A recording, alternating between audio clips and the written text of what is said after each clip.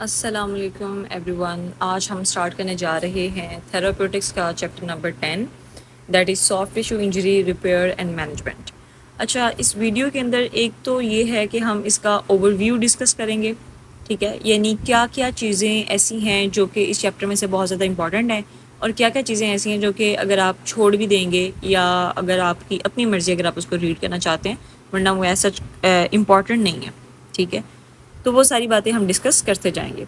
सबसे पहले अगर आप देखें तो ये जो फर्स्ट पैराग्राफ सारा लिखा हुआ है, ये वाला, इसकी कोई ज़रूरत नहीं है पढ़ने की, ठीक है।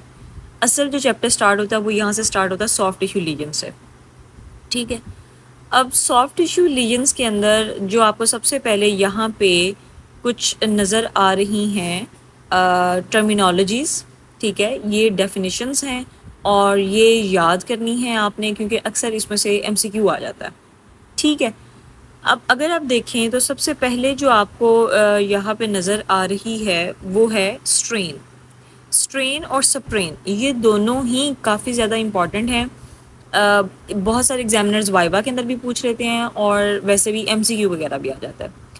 अच्छा, स्ट्रेन आपने एक तो ये बात याद रखनी है कि कॉमनली यानी ज़्यादा जो हम अपनी डेली रूटीन में भी या कॉमनली जो मसल टेंडन यूनिट होता है उसके रप्चर को हम स्ट्रेन कहते हैं और जो सप्रेन है वो बेसिकली हम इंजरी ऑफ लिगामेंट के लिए यूज़ कर रहे होते हैं, ठीक है।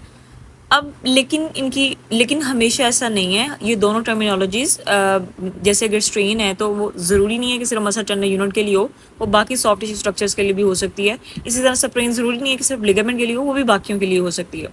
तो डेफिनेशन जो है इसकी ये होती है कि जब भी आप ओवर स्ट्रेचिंग करेंगे, ठीक है, ओवर एग्जर्शन करेंगे, ओवर यूज़ करेंगे सॉफ्ट टिश्यूज़ का, ठीक है, तो तब स्ट्रेन आएगी उसके ऊपर और ये सप्रेन से लेस सेवियर होती है, ठीक है।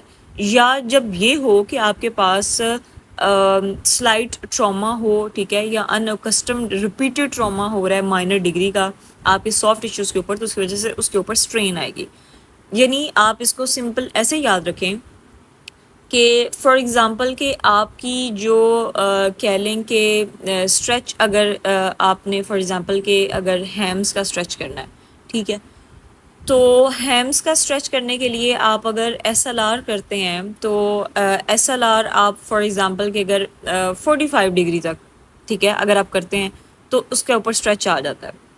तो अगर आप उसकी रेंज बढ़ा देंगे यानी उसके ऊपर एक्सेसिव स्ट्रेच अप्लाई करेंगे, ओवर स्ट्रेच करेंगे, जाहिर है जब आप ओवर स्ट्रेच करेंगे ओवर एग्जर्शन होगी तो ओवर यूज़ होगा और उस सॉफ्ट टिश्यू के ऊपर स्ट्रेन आएगी, ठीक है। तो जब भी over stretching, over exertion, over use का लफ्ज़ आएगा, ये एग्जैक्ट डेफिनेशन इस तरह से एमसीक्यूज़ में आती होती है, तो वो स्ट्रेन होगा। और सप्रेन बेसिकली क्या होता है कि जब आपके पास स्वीयर स्ट्रेस, स्ट्रेच या टीयर ऑफ सॉफ्ट टिश्यूज़ हो, ठीक है। ये कब होता है जब फॉर एग्जांपल आपके पास जैसे लिगामेंट की इंजरी से आप याद रखें क्योंकि सप्रेन हम बेसिकली लिगामेंट की इंजरी के लिए ज़्यादा लफ्ज़ यूज़ करते हैं।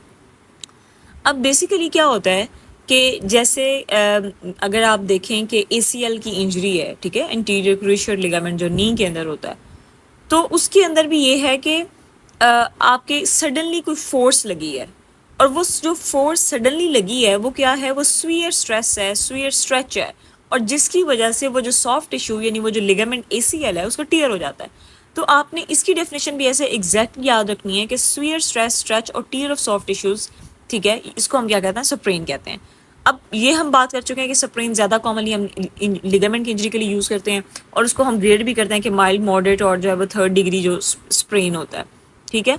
और इसके अकॉर्डिंगली क्योंकि इसकी मैनेजमेंट डिफरेंट हो जाती है, जब लिगामेंट की इंजरी होती है तो माइल्ड केसेस के अंदर मैनेजमेंट क्या करेंगे, मॉडरेट के अंदर क्या करेंगे और सीवियर के अंदर तो उसकी नर्व भी डैमेज हो जाती है, पेशेंट को पेन नहीं होता, तो आप इसकी मैनेजमेंट के अकॉर्डिंग है। ये आपने बहुत इंपॉर्टेंट दोनों डेफिनेशन आपने याद रखनी है। नेक्स्ट आपके पास आ जाता है कि डिसलोकेशन क्या होती है, सबलक्सेशन क्या है।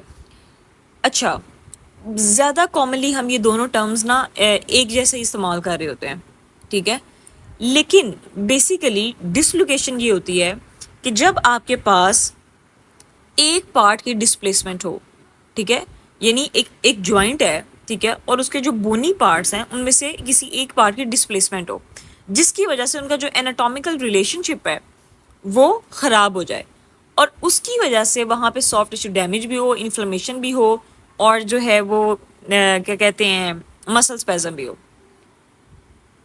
ठीक है, तो इसके अंदर आपने डिस्प्लेसमेंट के अंदर ये आपने याद रखना है कि जब आपके पास एक जॉइंट के अंदर जो बोनी पार्टनर्स हैं उनमें से किसी एक पार्ट की डिस्प्लेसमेंट हो जिसकी वजह से उनका एनाटॉमिकल रिलेशनशिप लॉस हो जाए और उसकी वजह से सॉफ्ट टिश्यू डैमेज होगा, वहाँ पे इन्फ्लेमेशन होगी, पेन होगा, मसल स्पैज़म होगा। सबलक्सेशन ये होता है कि जब आपके पास जो बोनी पार्टनर्स थे उनकी इनकम्प्लीट या पार्शियल डिसलोकेशन हुई है। ठीक है, यानी कंप्लीट डिसलोकेशन नहीं हुई। ठीक है ना, इसके अंदर आपने ये कहा था कि एक डिसलोकेशन के अंदर ये कहा था कि एक पार्ट बिल्कुल कह लेंगे डिस्प्लेस हो गया, बिल्कुल अलग हो गया। लेकिन जब डिसलोकेशन आपके पास हाफ हो यानी पार्शियल हो, पूरा वो जॉइंट कैविटी में से एक पार्ट जो है वो नहीं निकला हुआ, इनकम्प्लीट डिसलोकेशन है, तो उसको हम क्या कहते हैं कि वो सबलक्सेशन है। ठीक है, और इसकी वजह से फिर सेकेंडरी सॉफ्ट टिश्यू इंजरी हो जाती है। लेकिन इसके अंदर आपने ये बात याद रखनी कि सबलक्सेशन के अंदर इनकम्प्लीट या पार्शियल डिसलोकेशन होती है और डिसलोकेशन जो इटसेल्फ है तो उसके अंदर कंप्लीट डिस्प्लेसमेंट एक हो जाती है एक बोनी पार्ट की, जिसकी वजह से एनाटॉमिकल रिलेशनशिप लॉस हो जाता है और उसकी वजह से वहाँ पे सॉफ्ट टिश्यू डैमेज होता है। जाहिर है वहाँ पे सोजिश हो जाती है, दर्द होती है, इन्फ्लेमेशन, पेन और मसल जो है वो स्पैज़म के अंदर चले जाते हैं। ठीक है, देन आपके पास आ जाता है कि मसल टेंडन रप्चर या टीयर क्या होता है। अगर आपके पास वो कहता है कि अ रप्चर और tear is partial, pain is experienced in the region of the breach when the muscle is stretched when it contracts against resistance. यानी अगर आपके पास एक मसल के ऊपर या टेंडन के ऊपर कोई रप्चर है या टीयर है, ठीक है, तो वहाँ पे आपको उस रीजन के अंदर एक तो ये है कि पेन होगा। ठीक है, कब पेन होगा? जब भी आप उस मसल को स्ट्रेच करेंगे और जब भी आप उसको कॉन्ट्रैक्ट करेंगे इस रेजिस्टेंस। इस जो पेज के ऊपर ये जो आपको पहली 4 डेफिनेशंस हैं, स्ट्रेन, स्प्रेन, डिस्लोकेशन, सबलक्सेशन, ये बहुत ज़्यादा इंपॉर्टेंट है। ये आपने जो है ना वो ज़रूर करनी है। नेक्स्ट अगर आप नेक्स्ट पेज के ऊपर आ जाएं, ठीक है, तो ये आपको उन्हीं डेफिनेशंस का जो है वो कॉन्टिन्यूशन नज़र आ रही है कि इसके अंदर उसने पहले कहा था कि अगर आपके पास जो रप्चर होता है मसल टेंडन यूनिट का, अगर वो इनकम्प्लीट होता है तो आपके पास उस मसल को स्ट्रेच करने की वजह से वहाँ पे पेन आता है।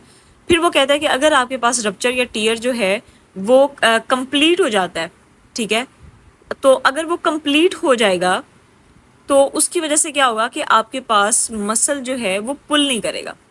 ठीक है, सो इस वजह से आपके पास जब भी मसल की स्ट्रेचिंग या इवन कंट्रैक्शन भी होगी तो आप उसके पास पेन होगी।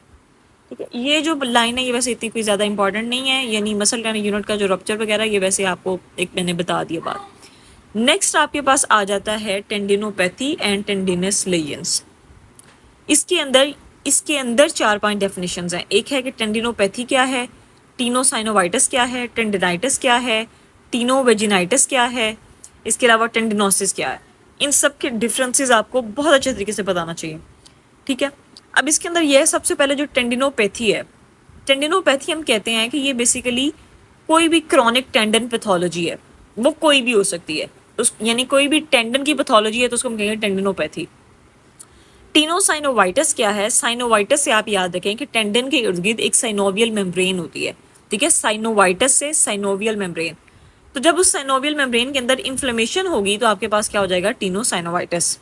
ठीक है, टेंडनाइटिस क्या होगा? टेंडन से आइटस, आइटस इन्फ्लेमेशन होता है, तो जब टेंडन की इन्फ्लेमेशन होगी तो वो टेंडनाइटिस है। ठीक है, जिसकी वजह से आपके पास स्कारिंग या